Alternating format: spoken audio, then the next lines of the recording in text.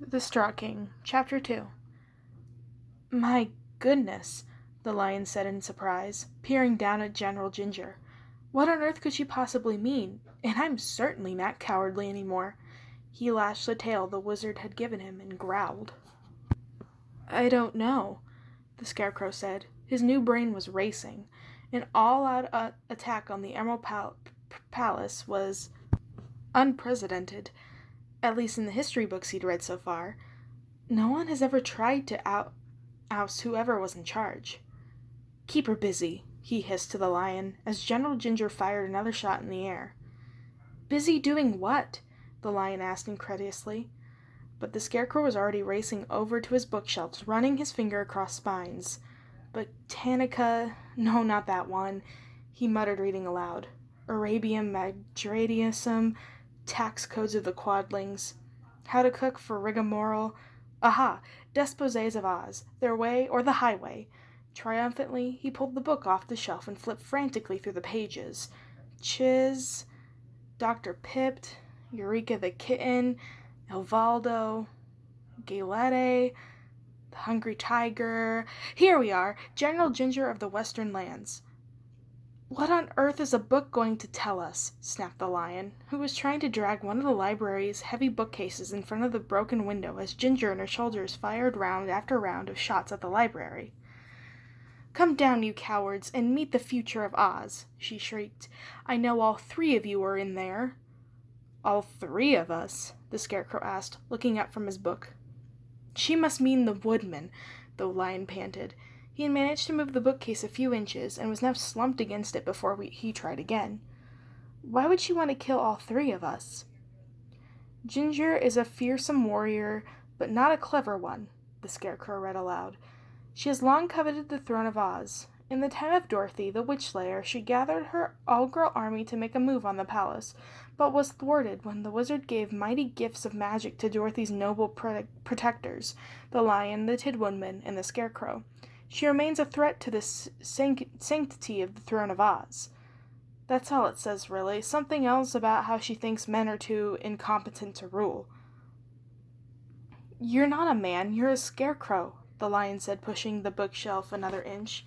She must think the three of us are somehow in her way. Poor Tin, we ought to warn him somehow.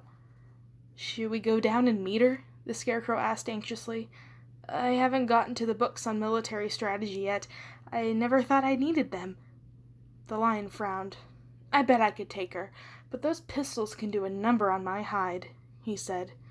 Doesn't the palace have an army to fend off invaders? The Scarecrow smacked himself at the side of his head, jostling his new brain. Of course! The royal army! What had he been thinking? Sometimes he wondered if the wizard's gift wasn't slightly defective. He ran to a corner of the throne room and pulled a tasseled velvet rope. A deep, melodious gong sounded in the depths of the palace, and a moment later a tall, lean man tottered into the throne room. Royal army at your service, my lord, he croaked, sounding like a tree creaking in a strong breeze. The royal army didn't look very promising, the Scarecrow thought. His armor was dented and scuffed, and in several places pieces of it seemed to be missing. His sword was broken. His long, scraggly white beard was dotted with what looked like toast crumbs. A pair of crackled spectacles slid along his big, beaky nose, and he looked around with a slightly bewildered air. Still, he was better than nothing. The castle is under siege, the Scarecrow said quickly. I need you to go downstairs and take care of things. Take care of things, sir? You know, the Scarecrow said vaguely. Warfare was new to him. Drive them off or something. I haven't read about giving orders yet. You're the army, don't you know these things? All the way downstairs, sir? The lion stood on his hind legs and roared, and the royal army jumped about a foot in the air. Yes, all the way downstairs, the lion bellowed. Your king has ordered you. Yes, sir, right away, sir, gasped the royal army. His face white in terror. He bowed twice and ran out of the room. A second later, they could hear his metal-tipped boots clattering on the stairs. The lion's courage might prove useful, the Scarecrow thought as he went back to the window to watch the royal army deal with invaders. He'd always seemed such a silly creature during their adventures in Oz, frightened of practically anything. But clearly the wizard's gift was taking hold. The Scarecrow didn't tell his friend his uncertainties about his own gift. Something stirred in the back of his mind, something that suggested it was better to keep that suspicion to himself for now. Something almost alien, like a cold serpent moving in a cold burrow. The Scarecrow blinked, and the feeling went away. Below them, the royal army rushed out of the palace to confront General Ginger, brandishing his broken sword. "Cease and desist at once," he squeaked, waving the sword at her. "His Royal Highness demands it." Ginger laughed, her voice carrying easily to the Scarecrow's window. "That old thing ain't no royalty," she called out scornfully. "The wizard didn't have no claim on the throne, and you can't pass on what ain't yours. We're here to put Oz in proper order." She tossed her ponytail, and behind her, the girl soldiers saluted smartly. "How?" the royal army asked. Ginger smiled. "Why, I'll take power, you draft old coot." She cocked one hip and winked at him. The Scarecrow stared in disbelief. He was absolutely certain he'd never come across anything like this in the history he'd been reading. Attacking the Emerald Palace? Demanding the throne? She knew the Lion, the Scarecrow, and the Woodman were supposed to be there together. Had she been spying on the palace all this time? The royal army lowered his sword and looked up at the Scarecrow, clearly waiting for instructions. Getting rid of her was going to be harder than he had thought. The Scarecrow had no idea how to deal with this strange girl and her sinister army, and the wizard's brain wasn't offering him any answers.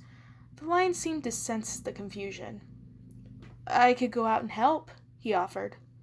"Help what?" the Scarecrow asked. If only his brain really worked. What would the wizard have done in this place? Again, that feeling stirred in the back of his mind, and suddenly a thought occurred to him. He was the King of Oz. He should probably start acting like one. He straightened up. He went onto the balcony and looked down at the girl.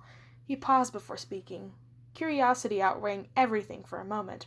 Knowing why she was holding the gun mattered more than any fear he had about her shooting at him again.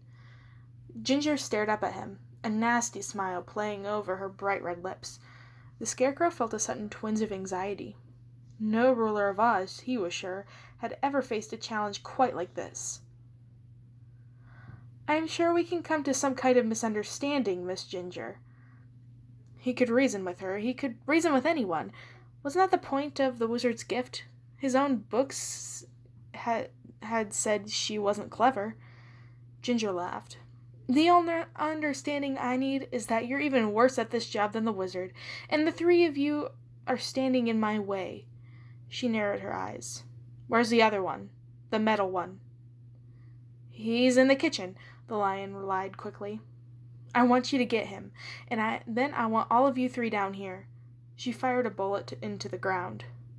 "I'm actually quite a good ruler," the Scarecrow protested. "I haven't raised taxes, and I've settled dozens of petty disputes, and I'm going to establish the most wonderful thing you can imagine, a school system for the Munchkins of the Emerald City. Next, I'll create schools for all of Oz." "We don't need no schools in Oz," Ginger snapped. "You're unnatural, and you ain't a proper king. You don't belong anywhere in a field but on a post." Now Ginger's words hit him somewhere below the brain. He realized in that instant that she was not reasonable, and it was time for him to act like a king. "I will not bow to threats," he boomed down at General Ginger. "Leave the palace at once and do not return." It appeared they were at a standstill. Scare cocked his head to the side, wondering how this would play out. He had done what his book said and was kingly, but she was not moving. It was time for a new era in Oz. She leveled the pistol to the royal army's chest, and still smiling, pulled the trigger.